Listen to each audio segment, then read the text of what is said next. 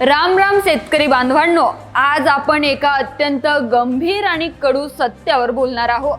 आपल्या महाराष्ट्रात दरवर्षी उन्हाळा आला की विहीर तर आटतात, धरणं कोरडी पडतात। दुसरीकडे कुटुंबाची फाळणी होऊन आपली शेत जमीन एकराहून गुंठ्यावर आली आहे। पाणी नाही, जमीनही नाही, मग शेती कशी करायची आणि प्रपंच कसा चालवायचा या चिंतेत आपला शेतकरी राजा दिवस रात्र घोर करतो। पण थांबायचं नाही मित्रांनो, आज आपण पारंपरिक कष्टाची शेती सोडून विज्ञानाची आणि डोक्यानं शेती करणं समजून घेणार आहोत। जगाच्या पाठीवर एक असा देश आहे जिथे आपल्यापेक्षा निम्मा पाऊस पडतो। अख्खा देश वाळवंटाने वेढलेला आहे, तो देश म्हणजे इस्रायल। पण तरीही आज तो देश जगाला भाजीपाला आणि फळं विकतो। त्यांनी हे कसं केलं? फक्त आणि फक्त स्मार्ट शेती तंत्रज्ञानाच्या जोरावर। आजच्या या विशेष व्हिडिओमध्ये आपण अशा 3 क्रांतिकारी आधुनिक पद्धती पाहणार आहोत, ज्याचा वापर केला तर 90% पाण्याचा थेंब वाचेल आणि तुमचं उत्पन्न 5 ते 10 पटीनं वाढेल। हा व्हिडिओ तुमच्या शेतीची दिशा बदलणारा आहे, त्यामुळे चॅनलला आता सबस्क्राइब करा आणि हा व्हिडिओ शेवटपर्यंत नक्की पहा।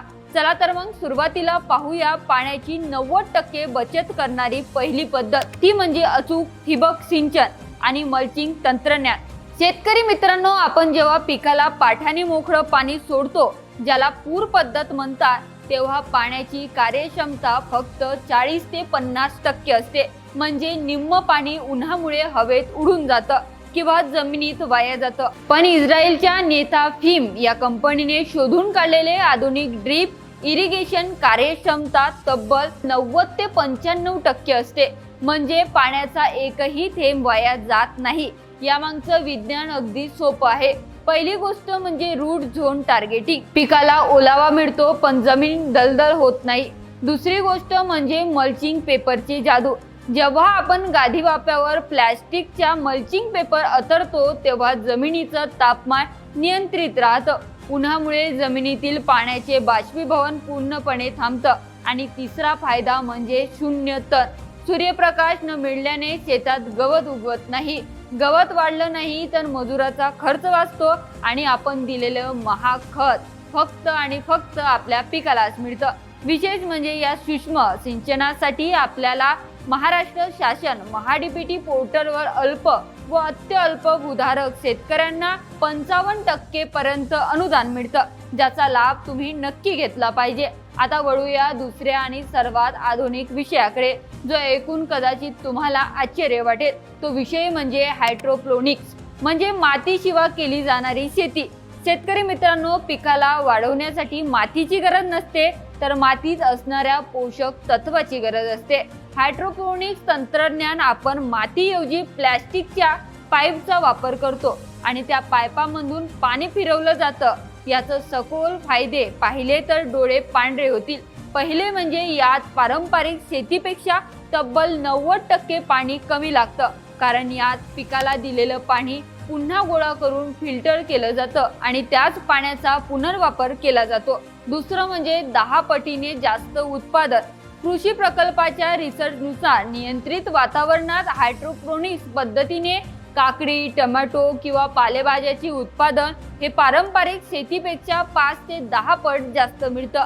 आणि तिसरा फायदा म्हणजे मातीच नसल्यामुळे मातीतून होणारे बुरशीजन्य रोग 99% नष्ट होतात। त्यामुळे कीटकनाशकाचा खर्च 0 होतो आणि आपल्याला एकदम शुद्ध विषमुक्त भाजीपाला मिळतो। जर तुमच्याकडे फक्त टेरेस, पडीत जागा किंवा शेड असेल, तर तुम्ही कोथिंबिरी, पालक आणि स्ट्रॉबेरी यासारखी महागडी पिकं घेऊन वर्षभर लाखो रुपये कमवू शकता। तिसरी आणि सर्वात व्यावहारिक पद्धत म्हणजे कमी कालावधीत नगद पिके आणि आंतरपीक अर्थशास्त्र।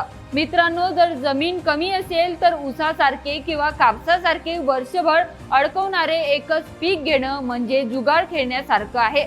हवामान बदलामुळे पाऊस कधी पडेल याचा नेम राहिलेला नाही। म्हणूनच स्मार्ट शेतकऱ्यांनी मल्टी क्रॉपिंग किंवा कमी दिवसाच्या नगद पिकाकडे वळलं पाहिजे। शिमला मिरची, टोमॅटो, शेवगा किंवा झेंडूची फुलशेती ही अवघ्या 60 ते 90 दिवसात म्हणजे 2.5 ते 3 महिन्यात काढणीला येतात आणि पदरात मोठी रोकड पैसा पाडतात। दुसरीकडे आंतरपीक पद्धतीची हुकमी. जर तुम्ही मुख्य पीक लावलं असेल तर 2 ओळीमधील मोकळी जागा कधीही रिकामी सोडू नका. तिथे कोथिंबीर किंवा मेथी सारखी आंतरपिके घ्या. मुख्य पिकाला जे पाणी आणि खत तुम्ही देतात त्याचाच खर्चात हे आंतरपीक निघतं आणि अवघ्या 30 दिवसात तुमच्या हातात रोख पैसा आणून देतं. एकाच जमिनीतून एकाच खर्चातून दुप्पट नफा मिळवण्याचा हा सर्वात खात्रीशीर मार्ग आहे. तर शेवट एकच सांगते, बदलत्या काळासोबत जो बदलतो तोच टिकतो. आज शेती पारंपरिक कष्टाने नाही तर विज्ञानाच्या आणि आधुनिक तंत्रज्ञानाचा वापर करून डोक्याने करायची आहे. पाण्यासाठी रडत बसण्यापेक्षा उपलब्ध असलेल्या पाण्यात प्रत्येक थेंबाचं सोनं करायला शिका. तुम्हाला या 3 आधुनिक पद्धतीपैकी कोणत्या पद्धतीवर सविस्तर प्रॅक्टिकल व्हिडिओ पाहायला आवडेल ते आम्हाला खाली कमेंट करून नक्कीच सांगा. हा व्हिडिओ महाराष्ट्रातल्या आपल्या प्रत्येक शेतकरी बांधवांपर्यंत पोहोचवला पाहिजे. म्हणूनच तुमच्या गावगाड्याच्या व्हॉट्सअप ग्रुपवर आता शेअर करा. व्हिडिओ आवडला असेल तर लाईक करा आणि चॅनलला सबस्क्राईब करायला विसरू नका.